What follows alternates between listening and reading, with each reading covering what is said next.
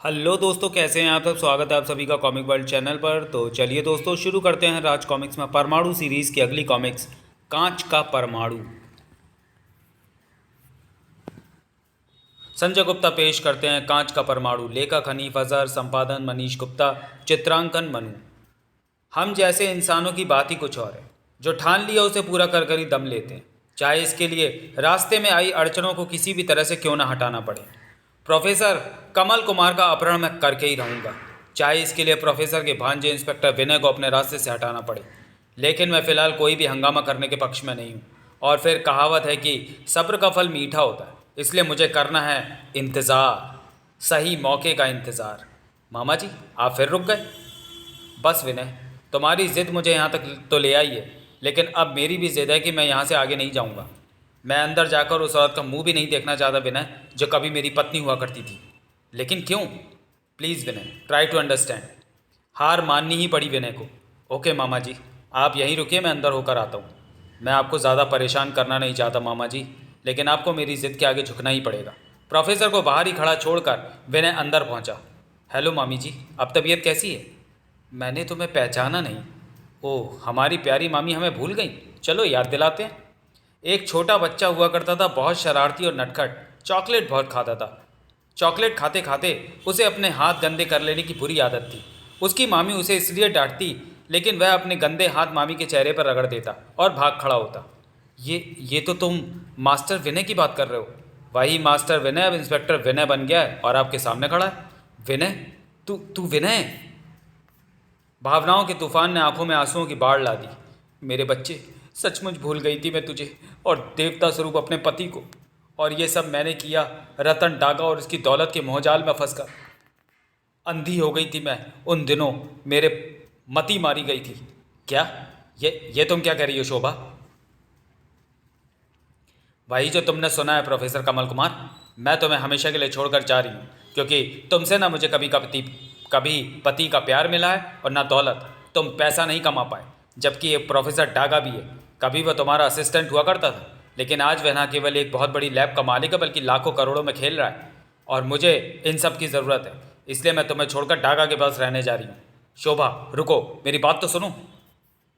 तुम्हारे मामा चीखते ही रह गए, लेकिन मैंने उनकी एक नहीं सुनी। डागा ने मुझे दौलत व सभी ऐशो आराम दिए, लेकिन यह सिलसिला कुछ ही महीने चला। डागा, क्या संबंध हो तुम्हारा इस लड़की से? आखिर तुम मुझसे प्यार करते हो? बेवकूफ़ हो तुम शोभा डार्लिंग, मैंने तुमसे कभी प्यार नहीं किया। डागा किसी औरत से प्यार नहीं कर सकता, क्योंकि डागा सुंदरता का दीवाना है। तुम पिछली से सुंदर थी, इसलिए मैंने उसे छोड़कर तुम्हें चाहा। यह तुमसे सुंदर है, इसलिए मैं तुम्हें छोड़कर इसे चाह रहा हूँ। ओह, इसका मतलब तुमने मुझसे धोखा किया डागा। इसके बाद उस कमीने ने मुझे धक्के देकर बाहर निकाल दिया। तब मुझे लगा कि मैंने एक देवता स्वरूप आदमी को छोड़कर कितना बड़ा पाप किया था, लेकिन अब कुछ नहीं हो सकता था। इसलिए मैंने अपने पापों का प्रायश्चित समझकर बाकी की ज़िंदगी अकेले गुजारने का फैसला कर लिया। मैं दोबारा तुम्हारे मामा की ज़िंदगी में नहीं आना चाहती थी, लेकिन एक हादसे ने हमें फिर मिला दिया। हाँ, लेकिन मैं फिर तुमसे नहीं मिलूँगी। तुमसे और इस शहर से बहुत दूर चली जाऊँगी। नहीं मामी नहीं, बचपन में आपने मुझे भरपूर ममता दी। माँ की जगह देखा मैंने आपको, इसलिए मैं आपको पाकर खोना नहीं चाहता। मैं आपको कहीं नहीं जाने दूंगा।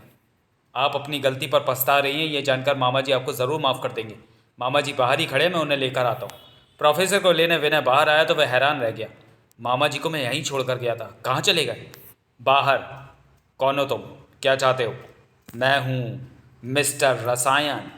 तुम्हें अपराध करके ले जाना चाहता हूँ मैं। लगता है तुम्हारा दिमाग खराब हो गया। हटो मेरे रास्ते से, जाने दो। ओह! खतरे को पूरी तरह भागते ही प्रोफेसर तेजी से पलटे और भाग खड़े हुए। भाग प्रोफेसर, लेकिन मिस्टर रसायन से बचकर जाएगा कहाँ? निसंदेह किसी केमिकल की धार निकली थी मिस्टर रसायन के हाथ में थमी उस विशेष गन से, जिसने प्रोफेसर के भागते कदमों को सड़क से चिपका डाला। उफ! हा हा हा हा हा। प्रोफेसर, अब तू मेरे साथ जाएगा। नहीं, तू मेरे साथ जाएगा। ता उफ! और मैं तुझे ले जाऊंगा सेंट्रल जेल। घबराना मत मामा जी, मैं आ गया। विनय! ओ भाग! आ गया है तो क्या हुआ? तू कौन सा मिस्टर रसायन को रोक लेगा? थड़ा उफ! जैसे ही विनय पास ही पड़े उस ड्रम में जाकर गिरा, वैसे ही अब तू दोबारा मेरे रास्ते में अड़चन न बने, इसके लिए ज़रूरी है कि तुझे इस ड्रम में सील बंद करके यहाँ से दफ़ा कर दिया जाए। फड़ाक! मिस्टर रसायन की तेज ठोकर से ड्रम दूर तक लुढ़कता चला गया। जिसमें बंद था वह विनय जो तेजी से परमाणु बन रहा था। मिस्टर रसायन का मुकाबला करने के लिए मुझे परमाणु बनना होगा। इसके लिए यह लुढ़कता हुआ कोई ड्रम कोई अच्छी जगह तो नहीं है, लेकिन इसके सिवा कोई चारा भी तो नहीं है। शुक्र है आसपास कोई नहीं है और मिस्टर रसायन जहाँ है वहाँ से यह ड्रम दूर लुढ़क गया है, वरना कोई भी देखकर इस बात का सहज अंदाज़ा लगा सकता था कि परमाणु और विनय एक ही हैं। अब मिस्टर रसायन के बच्चे की खैर नहीं। तिलमिलाते हुए संभला मिस्टर रसायन। अभी अभी एक झमूरे को ड्रम में पार्सल करके निपटा था, अब तू आया है तो उससे भी निपटता हूँ। इस केमिकल की मदद से जो हवा में मौजूद छोटे छोटे कणों को पल भर में एक बड़े गोले का रूप दे सकता है। धड़ाक! तेजी से लहराता परमाणु हवा में एकाएक बन गए उस गोले से अपने आप को न बचा पाया। फलस्वरूप अब दूसरा पार्सल बनाने के लिए सामान तैयार है। उफ, बस थैली में पैक करने की देर है और अब इंतज़ाम करता हूँ एक मजबूत पैकिंग का। Oh no! कार को उसने अपने केमिकल से गर्म तारकोल में बदल दिया जो मेरी तरफ बढ़ रहा है और मैं ऐसी बुरी तरह से इस मजबूत थैली में जकड़ा हुआ हूँ कि लाख कोशिशों के बाद भी छूट नहीं पा रहा हूँ। इस तरह तो कुछ ही पलों में ज़रूर तारकोल का पुतला बन जाऊँगा मैं। शायद नहीं, यदि मेरी उंगली बेल्ट के बटन तक पहुँच जाए तो। परमाणु की कोशिश रंग लाई और वह ट्रांसमिट हो गया। मिस्टर रसायन ने कागज़ के टुकड़े हवा में उछाले और उन पर केमिकल फायर किए। तू सिंगल पीस में नहीं, कई टुकड़ों में पार्सल किया जाएगा। आओ! कागज़ लोहे के प्लेट बन गए। अगर मैं इन्हें मामूली कागज़ ही समझ रहा होता तो इन्होंने मुझे काट कर रख देना था। अब इससे निपटने के लिए पहले इसकी गन से निपटना होगा और इसके लिए मेरे परमाणु छल्ले। ओह, परमाणु छल्ले को तो उसने अपने तक पहुंचने ही नहीं दिया और ना ही उस तक पहुंच पाई मेरी परमाणु रस्सी। अब इससे निपटने और प्रोफेसर को छुड़ाने के लिए कुछ और सोचूं। परमाणु को कुछ सोचने की ज़रूरत नहीं पड़ी क्योंकि तभी पुलिस। इन सबसे मैं अकेला नहीं निपट सकता। फिलहाल मुझे प्रोफेसर को लिए बिना ही यहाँ से भागना होगा। ऐसे बचकर नहीं भागने दूंगा मैं इसे। वह भाग रहा है, रोको उसे। मिस्टर रसायन को कोई नहीं रोक सकता। परमाणु, न तुम, उफ, और न ये पुलिस वाले। थड़ाम! जब तक परमाणु और पुलिसकर्मी संभलते तब तक मिस्टर रसायन की आंखों से ओझल हो चुका था। ओह, निकल गया। लेकिन शुक्र है कि मैंने प्रोफेसर को अपहृत होने से बचा लिया। मैं चलता हूँ क्योंकि मुझे परमाणु का यह रूप त्याग कर इंस्पेक्टर विनय बनकर वापस लौटना है जल्द ही। आप ठीक तो है ना मामा जी? हाँ। कौन था वो मिस्टर रसायन और आपका अपहरण क्यों करना चाहता था? पता नहीं, लेकिन इतना ज़रूर है कि उसकी गन अनोखे अनोखे केमिकल की खूबियों से भरी हुई थी और यही बात साबित करती है कि वो केमिस्ट्री का ज़बरदस्त ज्ञाता है। पुलिस हेडक्वार्टर में मौजूद है पुलिस रिकॉर्ड, मैं उसका पता लगा लूँगा। लेकिन फ़िलहाल आप मेरे साथ क्लिनिक के अंदर चलिए। लेकिन क्यों? और फिर बोला, देखिए मामा जी, माफ़ी मांग लेने वाले को तो भगवान भी माफ़ करता है, इसलिए आप भी मामी को माफ़ करके अपने घर ले चलिए। आपको ऐसा करना ही होगा मामा जी, आपको मेरी कसम। विनय! तड़प ही उठे प्रोफेसर। यह सब करके तूने अच्छा नहीं किया विनय। चल, तेरी खातिर मैं उसे अपने घर में रखने को तैयार हूँ, लेकिन मैं उसे माफ़ नहीं कर सकता क्योंकि मैं इंसान हूँ, भगवान नहीं। कुछ देर बाद मामी के प्रति आपकी ये नफ़रत भी मैं ख़त्म करके ही दम लूँगा मामा जी। अपने मामा मामी को घर छोड़कर विनय पुलिस हेडक्वार्टर जा पहुँचा। मामा जी का अपहरण करने के प्रयास के पीछे कोई ना कोई रहस्य छिपा हुआ है। इस रहस्य की तह तक पहुँचना है तो जल्द से जल्द यह जानना होगा कि मिस्टर रसायन कौन है।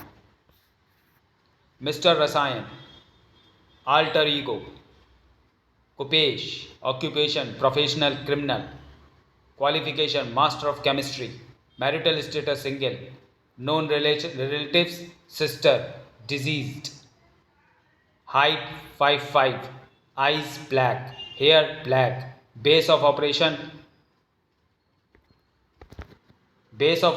दिल्ली, अरेस्टेड बाई तिरंगा।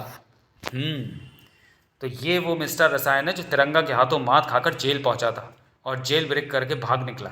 ज़रूर जेल से भागने में किसी ने उसकी मदद की होगी, लेकिन किसने? उपरोक्त के बारे में जानने के लिए पढ़ें तिरंगा सीरीज़ की पूर्व प्रकाशित कॉमिक मिस्टर रसायन, जो कि चैनल पे अपलोड है और आपको तिरंगा की प्लेलिस्ट में मिल जाएगी। मदद करने वाला मौजूद था उस शानदार ऑफिस में। मैंने सारे खतरे उठाकर तुम्हें जेल से बाहर निकाला और तुम्हें एक केमिकल लैब भी दी ताकि तुम मेरा काम कर सको, लेकिन तुमने मुझसे जो बड़ी बड़ी बातें की थी कि तुम जो ठान लेते हो वह हर हाल में करके दिखाते हो, वह सब झूठी निकली। तुमने मेरा काम दिल लगाकर नहीं किया। तुम्हारा ये कहना ठीक नहीं है। अगर मैं तुम्हारे काम को पूरी ईमानदारी से न कर रहा होता तो मैं इस समय प्रोफेसर कमल कुमार का अपहरण करने में नहीं, तिरंगा को मौत देने में व्यस्त होता, क्योंकि जेल में मैंने अपनी मरी हुई बहन की सौगंध खाई थी कि आज के बाद मेरी ज़िंदगी का मकसद सिर्फ और सिर्फ तिरंगा की मौत होगा। देखे तिरंगा सीरीज की कॉमिक मिस्टर रसायन, लेकिन तुमने मुझे जेल से निकाल कर मुझ पर एहसान किया था, इसलिए मैं तुम्हारे काम को अंजाम देने में जुटा हुआ था। मैं मानता हूँ परमाणु और पुलिस के आ जाने के कारण मैं एक बार असफल होकर लौट आया हूँ, पर इस बार ऐसा नहीं होगा, चाहे इसके लिए अब मुझे परमाणु और पूरे शहर को लाशों में ही क्यों ना बदलना पड़े। और चालाक लोमड़ी की तरह टागा अपने दिमाग को सराहने लगा। मैंने प्रोफेसर को अपने कब्जे में करने के लिए एक ऐसा जाल बिछा रखा है जिसमें वह ज़रूर फंसेगा, लेकिन उसमें काफ़ी समय लग सकता है, जबकि मुझे प्रोफेसर जल्दी से जल्दी चाहिए, इसलिए मैंने रसायन को जेल से छुड़ाया था। घायल नाक की तरफ उपकारता रसायन वहाँ से रवाना हुआ। मुझे अपने जाल की मजबूती भी परख लेनी चाहिए, कहीं वह भी असफल न हो जाए। संपर्क स्थापित होते ही भारी उत्सुकता से बोल उठा वह, क्या क्या रहा? अब तक सब प्लान के मुताबिक चल रहा है, मेरी सफलता की पूरी गारंटी है, लेकिन इसमें समय ज़रूर लगेगा। पूरी तरह संतुष्ट होकर फ़ोन काट दिया उसने। Professor Kamal Kumar, thanks for tea Mary. आज चाय मैरी ने नहीं, मैंने बनाई है। तुम? मुझे बाहरी लोगों के हाथों से बनी चाय पीना कतई पसंद नहीं है। छपाक! आपका टॉवेल। मुंह धोने के बाद मुझे टॉवेल इस्तेमाल करने की आदत नहीं। आप बाहर जा रहे हैं, ये कोट पहन जाइए, मौसम काफ़ी ठंडा है। तुम्हारे हाथों से दिया कोट पहनने से अच्छा मैं बाहर ठंड में मर जाना पसंद करूँगा। उफ, इस औरत को घर में लाकर मैंने तो मुसीबत मोल ले ली है। मैंने मेरे रोज़मर्रा के कामों में दखल देकर इसने मुझे परेशान करके रख दिया है। मुझे इस विषय में एक बार फिर विनय से बात करनी होगी। क्रोध और झल्लाहट में प्रोफेसर का दिमाग सातवें आसमान पर जा पहुंचा था। शायद इसलिए इस समय वह दिल्ली की सबसे ऊंची जगह पर परमाणु के साथ बैठा था। मेरी मनोस्थिति को समझने की कोशिश करो विनय। शोभा ने मुझे जो जख्म दिए हैं वे अब कभी नहीं भर सकते। नहीं विनय नहीं, सॉरी। वक्त हर जख्म को भर देता है मामा जी, बिसरी बातों को भूलने की कोशिश कीजिए। नहीं विनय नहीं, अगर वह और कुछ दिन मेरे सामने रही तो या तो मैं आत्महत्या कर लूँगा या फिर उसकी हत्या कर दूँगा। इसलिए विनय प्लीज़ उसे मेरी ज़िंदगी से दूर कर दो। ठीक है मामा जी, मैं आपकी बात मानकर उन्हें आपसे दूर कर दूँगा, लेकिन इतना ध्यान रखिएगा कि उनके दूर होते ही आपका विनय भी आपसे दूर हो जाएगा। विनय, ये तू क्या कह रहा है? मेरा यह निर्णय अटल है मामा जी। अब फैसला आपके हाथ में है कि आप क्या चाहते हैं। बुरी तरह झुंझला कर रह गए प्रोफेसर। उफ, मैं तुम्हें कैसे समझाऊं कि जो तुम चाहते हो वह हरगिज़ नहीं हो सकता। विनय, लोहे का यह स्ट्रक्चर तो तेजी से पिघलता जा रहा है। परमाणु की आंखें भी हैरत से फट गई। क्रम्प! ओह माय गॉड, ये कैसे हो रहा है? ये बाद में सोचना, पहले अपनी जान बचाने की सोचो। पिघला हुआ लोहा हम पर गिर गया तो अपनी खैर नहीं। तुरंत ही प्रोफेसर को लेकर नीचे पहुंचा परमाणु। आप यहीं रुके प्रोफेसर, मैं ऊपर जाकर देख आता हूँ वह स्ट्रक्चर कैसे पिघला। यह जानने के लिए ऊपर जाने की ज़रूरत नहीं है परमाणु, तुम्हें टावर से नीचे उतारने के लिए मैंने ही उसे पिघलाया था मिस्टर रसायन। हाँ, लेकिन अगर इस बार तूने मेरे और प्रोफेसर के बीच आने की कोशिश की तो मैं तेरी मौत कहलाऊंगा। ओह ठक! बोलता बहुत है तू, बंद कर अपना थोबड़ा। परमाणु के इस वार से दूर जा गिरे मिस्टर रसायन की तरफ तेजी से लपके वहाँ खड़े लोग। पकड़ो पकड़ो इसे, इस लड़ाई में तुम्हारा कोई काम नहीं, इसलिए तुम्हें भगाने के लिए इस केमिकल का इस्तेमाल करना होगा जो तुम्हारे कपड़ों को शुद्ध फास्फोरस में बदल देगा। आई! और ये तो सभी जानते हैं कि शुद्ध फास्फोरस ऑक्सीजन यानी हवा से क्रिया करते ही जल उठती है। बचाओ! फिर वह तेजी से अपनी तरफ भागे आते परमाणु की तरफ पलटा। आज तेरा मेरे हाथों से बचना मुश्किल है परमाणु, क्योंकि अब तू कुछ ही पलों में कांच में बदल जाएगा, ऐसे, और फिर मैं तुझे ऐसे तोड़ डालूंगा। छनाक! ओह नहीं! परमाणु ने पूरी शक्ति से वह डिश एंटीना मास्टर रसायन की तरफ ढकेल दिया। इससे टकराकर तेरा दिमाग दुरुस्त हो जाएगा, लेकिन ऐसा तब होगा परमाणु जब ये डिश मुझ तक पहुंच पाएगी। मेरा ये केमिकल मेरे तक पहुंचने से पहले ही इसे पानी बनाकर तेरे कदमों में बिछा देगा। ओह! और फिर मैं न केवल इस केमिकल से इस पानी को सोडियम में बदल दूंगा, बल्कि इस केमिकल की बदौलत कृत्रिम पानी भी पैदा करूंगा जो सोडियम पर गिरकर हाइड्रोजन गैस और अत्यधिक गर्मी बनाएगा, जिससे ठीक तेरे पैरों के नीचे होगा तेज विस्फोट। भड़ाम! अचानक हुए इस विस्फोट की चपेट में आया परमाणु कुछ पलों के लिए अपने होश खो बैठा। इसी का मिस्टर रसायन ने भरपूर फायदा उठाया। उस रसायन से सराबोर कर दिया उसने परमाणु को, और फिर परमाणु, अब तू कांच के पुतले में बदलेगा। केमिकल ने अपना असर दिखाना शुरू कर दिया था, लेकिन अभी तक अपनी सुध बुध खोए परमाणु को इसकी खबर भी ना थी। खुशी में झूमता रसायन प्रोफेसर की तरफ झपटा। हा हा प्रोफेसर, देखा कितना काबिल हूँ मैं। बेचारा प्रोफेसर अपने लाडले को कांच में तब्दील होते देख रहा था और उसे अब अपनी सुध कहाँ थी। चलो प्रोफेसर डार्लिंग, टीवी पर आज तक में यह दृश्य देख लेना। लेकिन प्रोफेसर के कानों ने शायद सुनना बंद कर दिया था। उसके अंदर ही अंदर कुछ टूटता जा रहा था। कैसा सांप सूंघ गया है तुझे। खुशी से झूमता रसायन यकायक उसने झटके से अपना हाथ भी रसायन की गिरफ्त से छुड़ा लिया। खुशी से झूमता रसायन यकायक तब थम गया जब उसने प्रोफेसर के चेहरे के भाव तेजी से बदलते देखे। अबे तू पागल हो गया क्या प्रोफेसर, जो अचानक तेरा चेहरा चमकने लगा। चेहरा ही नहीं चमका था प्रोफेसर का, बल्कि उसने झटके से अपना हाथ भी रसायन की गिरफ्त से छुड़ा लिया। छनाक की मधुर ध्वनि गूंज उठी प्रोफेसर के कानों में। मिस्टर रसायन, तेरे केमिकल ने मुझ पर असर करने से पहले मेरी एस्बेस्टस की पोशाक को कांच में बदला था। छनाक की आवाज़ परमाणु बम के धमाके की तरह गूंजती रसायन के कानों में। अब तेरी डिज़ाइन की हुई ये फैशनेबल पोशाक तो गई काम से, और इसके साथ ही परमाणु सिंगल पीस तेरे सामने खड़ा है। और तूने प्रोफेसर साहब को हाथ लगाकर बुला लिया अपनी शामत। भड़ाक! अब परमाणु ने मिस्टर रसायन को गन थमाने का मौका कहाँ देना था। ये तेरी गन अब हमेशा के लिए धड़ाक तुझसे विदा लेती है। तेरी गन के साथ अब तेरा भी खेल खत्म हुआ मिस्टर रसायन, क्योंकि गन के बिना तेरी औकात किसी चींटी से ज़्यादा कुछ नहीं। मिस्टर रसायन की तरफ से बेफिक्र हो गया परमाणु, तभी तो उसकी हरकत पर ध्यान न दे सका। दूसरे ही पल मिस्टर रसायन को तूने शय दी है परमाणु, मात नहीं। आओ! ठीक आंखों पर फटे केमिकल से भरे उन छोटे छोटे कैप्सूलों ने परमाणु को आंखें लेकर बैठने पर मजबूर कर दिया। ओह! इसी के साथ भाग खड़ा हुआ मिस्टर रसायन। बड़ा जल्द ही परमाणु सामान्य हुआ। कहाँ गया मिस्टर रसायन? वह एक बार फिर भागने में सफल हो गया, लेकिन इतना पक्का है कि इस बार उसकी वापसी नहीं होगी, क्योंकि उसकी गन के साथ साथ तुमने उसके हौसलों को भी तोड़ डाला है। आप ठीक कहते हैं प्रोफेसर साहब, आइए मैं आपको आपके घर छोड़ दूँ। समाप्त। तो चलिए दोस्तों, वीडियो को यहीं समाप्त करते हुए मिलते हैं परमाणु सीरीज़ की अगली कॉमिक्स चलती फिरती मौत में। तब तक के लिए धन्यवाद।